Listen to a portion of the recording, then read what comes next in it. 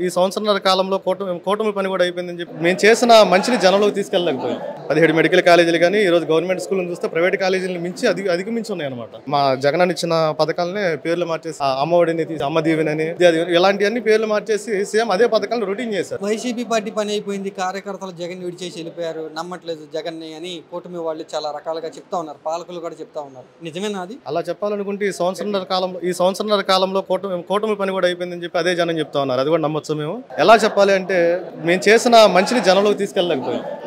ఎలా అంటే ఇప్పుడు విద్యా విధానం అనే దానికి జగన్ అన్న మంచి ఫస్ట్ నుంచి ఒక ఇంప్రూవ్మెంట్ ఇవ్వాలని చెప్పేసి కోరుకున్నారు. ఆయన అనుకున్నది సాధించారు.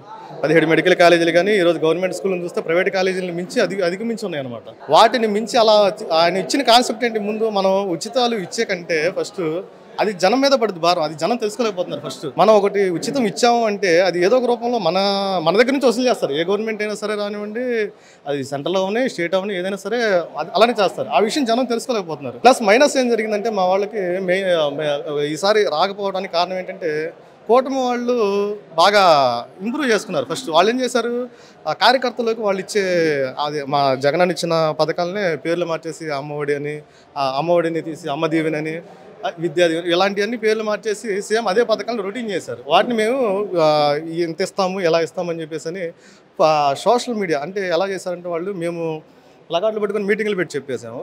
జనంలోకి తీసుకెళ్ళిపోయాం. అలా పెట్టడం వల్ల వాళ్ళు ఏం చేశారంటే ఫోన్ నెంబర్లకి ఫోన్లు చేసి ఒక 3 నెలలు 4 నెలల ముందు నుంచే ఫోన్లు చేశారు. బాగా ప్రతి ఒక్క నెంబర్కి ఫోన్ చేసి మీరు టీడీపీకి ఓటేయండి, టీడీపీకి కూటమి ప్రభుత్వానికి ఓటేయండి, ఓటేస్తే మేము ఎలా చేస్తాము, మేము ఇది ఎలా ఇస్తాము, అది ఇస్తాము ఇది ఇస్తాము అందరు చెప్పుకొచ్చారు. అది కంటెంట్ బాగా వెళ్ళింది, జనంలోకి వెళ్ళింది. అది ఒక మైనస్ బాగా దానివల్ల కూడా అయి ఉండొచ్చు నేను అనుకుంటున్నాను. నిజంగా జనాల్లోకి జగన్ చేసిన మంచి వెళ్ళలేదా?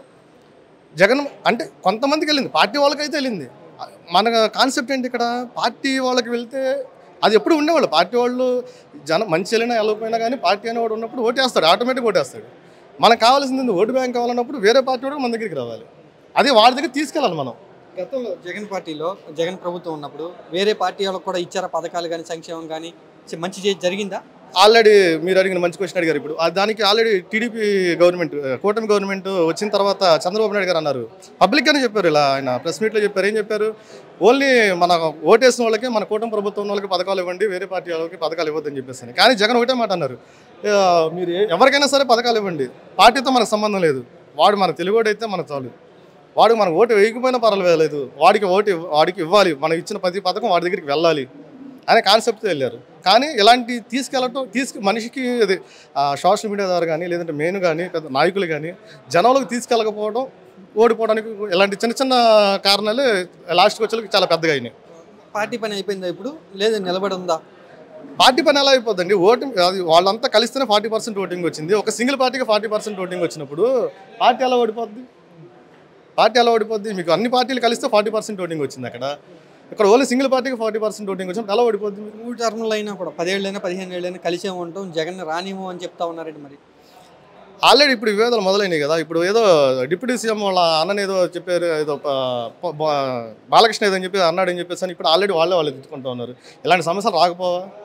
దానికి ఎవరు గ్యారంటీ ఇస్తారు? అదే పవన్ కళ్యాణ్ చెప్పారు. ఒకప్పుడు ఏం చెప్పారు, ఈ చంద్రబాబు నాయుడు అవసరమైతే ఎక్కించుకుంటాడు. ఒక ప్రజారాజ్యం పార్టీ పెట్టినప్పుడు ఆ ప్రీవియస్ వీడియోలు చూస్తే చెప్తాడు. అదే పవన్ కళ్యాణ్ ఏం చెప్పాడు, చంద్రబాబు నాయుడు వెనకొకరిని ఎదురుకొని ఎక్కించుకుంటాడు, అవసరమైతే వాళ్ళని తోసేస్తాడు, అవసరం నుంచి ఉంచుకొని అని చెప్పేసి ఆయనే చెప్పాడు. ఇప్పుడు ఆయనే మళ్ళీ ఆయన వెనకాల పెట్టి తిరుగుతున్నాడు. దానికి ఎవడు కారణం చెప్తాడు?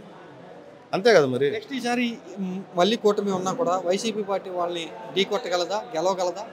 100% కాదు, 200% ఖచ్చితంగా ఈసారి అందరూ ముందుంటారు, ముందు నడిపిస్తారు. దీనికి యువత ముందు వచ్చింది ఈసారి. ఇప్పటి వరకు సీనియర్స్ ఉన్నారు, ఒక జనరేషన్ మారింది. దానికి తోడు ఇప్పుడున్న ప్రస్తుత టెక్నాలజీని వాడుకొని వీళ్ళు ముందుకెళ్ళి ఖచ్చితంగా గెలుస్తాము అని చెప్పేసి గర్వంగా చెప్తాం. మంచి ప్రభుత్వం అని చెప్తా ఉన్నారు, లేదా సూపర్ హిట్ కొట్టామని చెప్తా ఉన్నారు. మరి మీరేమంటారు, మీ అభిప్రాయం ఏంటి ఆ మాటల గురించి? ఇప్పుడు అదే కదా చెప్తుంది, సూపర్ 6 అని చెప్పేసి అన్నారు. ఉచిత బస్సు అంటే మొత్తం ఇవ్వాలి కదా, అక్కడెక్కడే ఇస్తాం, ఇక్కడే ఇస్తాం, అంతమందికి ఇస్తామని చెప్పేసి అన్నారు. ఆ టైంకి ఇంకోటి జరుగుతుంది. అందుకే ఇప్పుడు సోషల్ మీడియా పెట్టింది, ఎందుకంటే దాని గురించి పెట్టారు. ఉచిత బస్సు పెట్టారు. అదే టైంకి మాకు ఎప్పుడు కావాలి, ఉచిత బస్సు పెట్టినప్పుడు ఉద్యోగాలకు వెళ్ళే టైం కావాలి, కాలేజీల పిల్లలకి టైంకి వెళ్ళే టైం, లేదంటే డ్యూటీలు దిగే టైం కావాలి. కరెక్ట్గా అదే టైంకి బస్సులు డిపోలో పెట్టుకుంటే ఉపయోగం ఏంది? ఇంకా సక్సెస్ అయినట్టు కాదు కదా. మరి ఇంకా ఇంకేమంటారు, సూపర్ హిట్ కొట్టారా?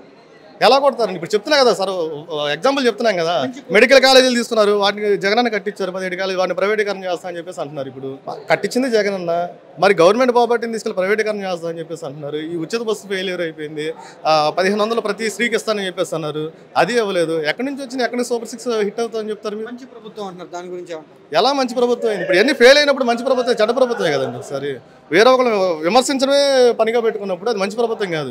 తాను పని తాను చక్కగా చేసుకుంటూ వెళ్ళి రాష్ట్రాన్ని డెవలప్మెంట్ చేసుకుని జనాన్ని డెవలప్మెంట్ చేసినప్పుడు మంచి ప్రభుత్వం అవుతుంది.